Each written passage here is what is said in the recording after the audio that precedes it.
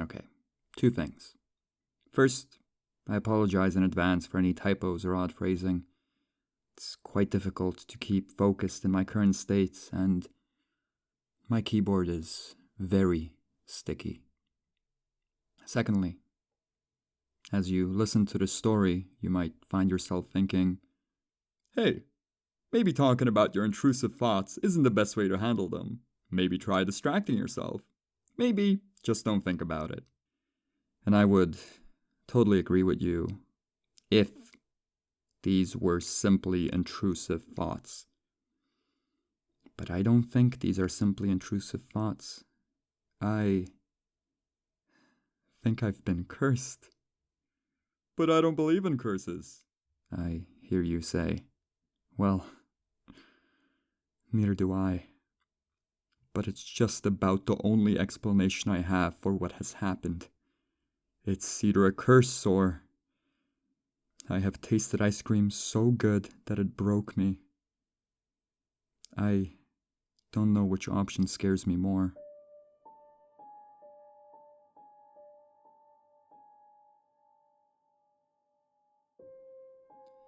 It was 3 in the morning and I was hammered out of my mind trying to stagger my way back home. All in all, it was a good evening. The drinks were cheap and conversations were plentiful. The only thing that I needed to finish off the night was a nice kebab to line my stomach with in order to spare myself a hangover in the morning. As I stumbled through the sleepy streets of Prague, it seemed as if all of my usual drunk dine-in spots were closed. There was no way that I could stay conscious long enough to get food delivered. It started to look like I would have to go to bed on a diet of crackers and water.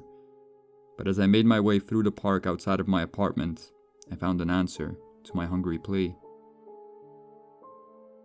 The shine of the lamppost gave him a sort of aura. It was as if the universe had heard my pleas for a treat and placed an ice cream peddler in my path. He stood in the middle of the empty park with his rickety cart, a grin peeking out from beneath his bushy Nietzsche-esque mustache. "Would you like some ice cream, young man?" he asked. "Fuck yeah!" I yelled with an energy only Long Islands can induce. "Which flavor would you like?" He gestured towards his cart. There seemed to be a good dozen flavors, all neatly marked with cursive handwriting. I was entirely too drunk to read. "The best flavor," I demanded. "The best flavor?" "Yeah, give me the best you got." My sight was spinning with booze-induced inertia, but even through my stupor, I could see a glint in his eye. The triple vision of the ice cream man united into one, his mustache raised to reveal pearly teeth. "There's a special recipe I keep saved for only the most exquisite of customers. Are you sure you can handle it?" "Fuck yeah, I'm a golden god of a customer," I yelled, because that's the type of drunk I am. He nodded, adjusted his hat, and opened up a wooden cabinet on his ice cream cart, from which he took out a strange little machine. My memory is pretty patchy, but I distinctly remember looking at it and thinking, this is some past century shit. There's a good chance I might have said it out loud as well. The machine started up with a sputter. It looked like a cross between a steam engine and a sausage maker. The ice cream man reached into his cart and produced ingredients that he started to load into the machine. "It's an old family recipe that has been passed down over generations. My great-grandfather, blah blah, blah blah blah blah blah." In retrospect, I should have listened to what he had to say. Perhaps if I had heard his story, I could have avoided my present situation altogether. Maybe his monologue contained clues as to where I could find him, or could shed some light on what the hell was in that ice cream. Or better yet, his monologue might have contained the actual recipe. I'll never know. I'll never know because my drunken ass spent the whole story giggling. As soon as the ice cream man mentioned his family, I couldn't help but to imagine a dinner table filled with bushy mustaches. The ice cream man would sit at the head of the table, twirling his mustache. Next to him would be his wife, also twirling her equally bushy mustache, and on the other side of the table would be the kids, pinching at their fledgling facial hair. The food would arrive, a mess would be made. "Honey, I think there's some leftovers stuck in your mustache. Thanks. You too. Classic fucking comedy. Here you go. He brought me out of my booze-induced hallucination of a hairy family with a cone of soft-serve ice cream. Just be sure to appreciate the gentle notes of the flavor. You will never taste something like this again. I wanted to pay him, but he insisted that he wasn't making ice cream for money. He was providing the treat purely out of the goodness of his heart and dedication to his craft. I shrugged and stumbled over to my apartment. I swallowed the entire cone in 2 bites and then passed the fuck out.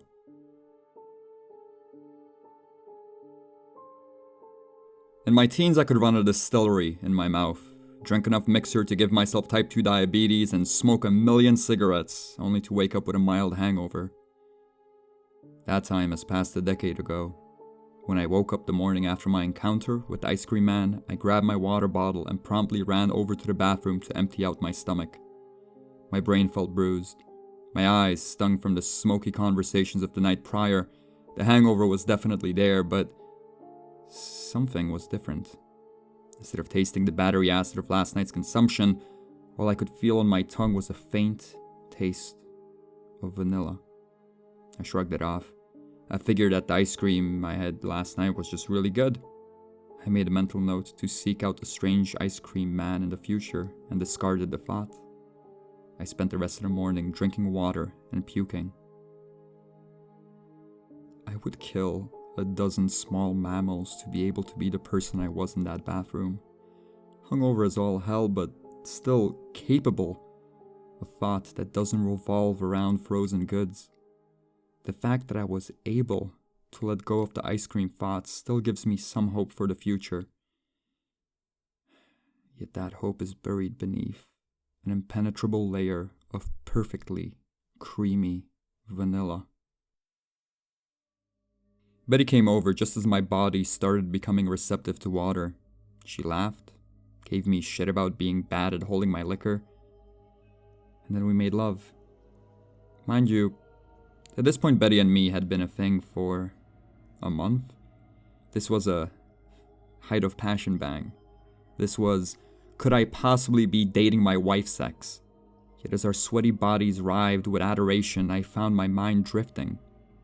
Past excited declarations of love and the pleasure of being touched was something else. Something frozen and giant. Something made of the sweetest milk and the softest petals. "What you thinking about?" she asked, as we lay in a cuddled post-coital glow. "Ice cream." I felt her shift under my arm.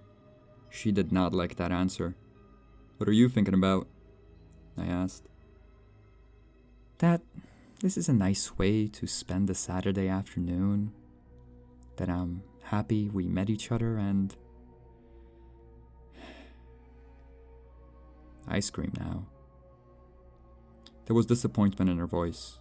I searched for something sweet to say, but the only sweetness that I could think of was soft-served and came in a cone. "Wanna go get some?" "Some ice cream?" "Yeah." Sure." We went to 3 different places. I kept on hoping that I would come across something, anything, that would satiate my craving for vanilla ice cream, but every ice cream parlor we went to was filled with frozen disappointment. Every lick was drenched in preservatives and mold and defeat. When I tasted the 3rd cone, the one that came from the best ice cream parlor in Central Europe, I gagged. "What's wrong?" Betty asked. She wasn't asking about the ice cream. I tried to explain. I tried to describe the mustachioed ice cream peddler, how drunk I was, his story, the taste, the craving, but the words came out sluggish and disoriented. I kept on searching for ways to describe what had happened to me.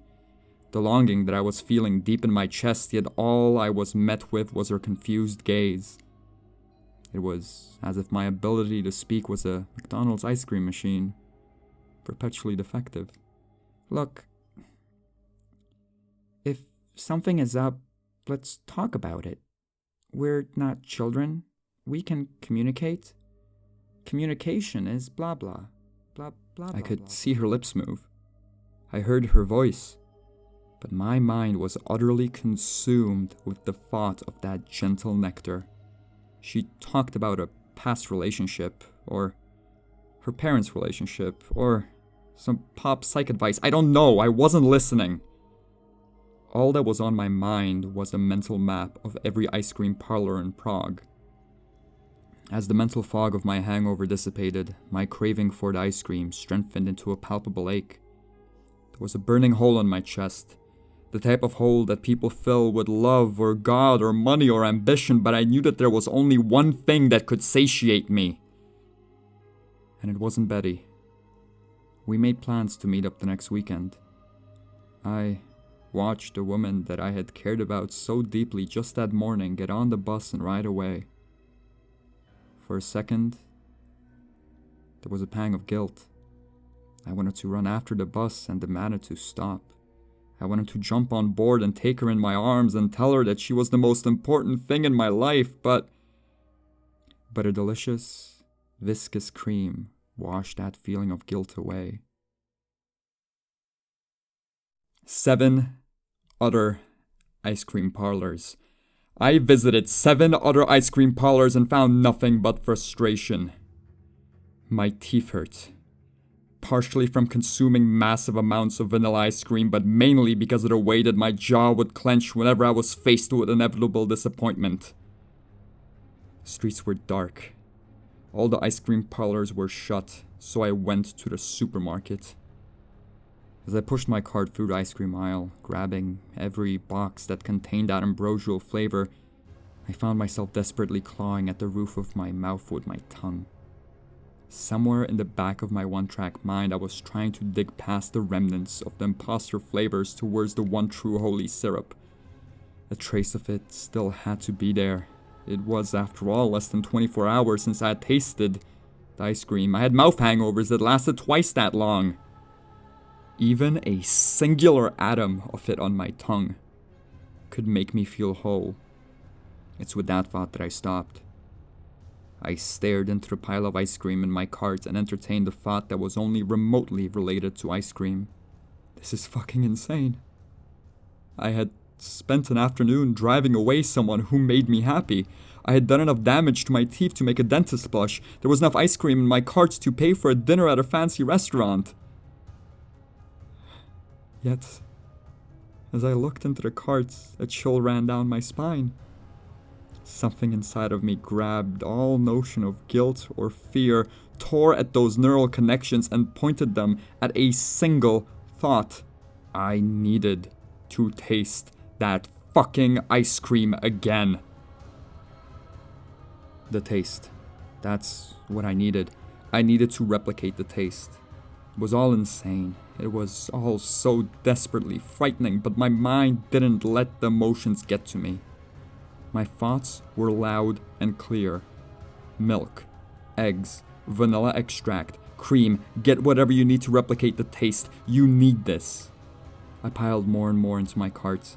I followed what my heart demanded, but somewhere in the back of my frozen treat-focused brain was a small fire of hope. A hope that if the taste was replicated, the madness would subside.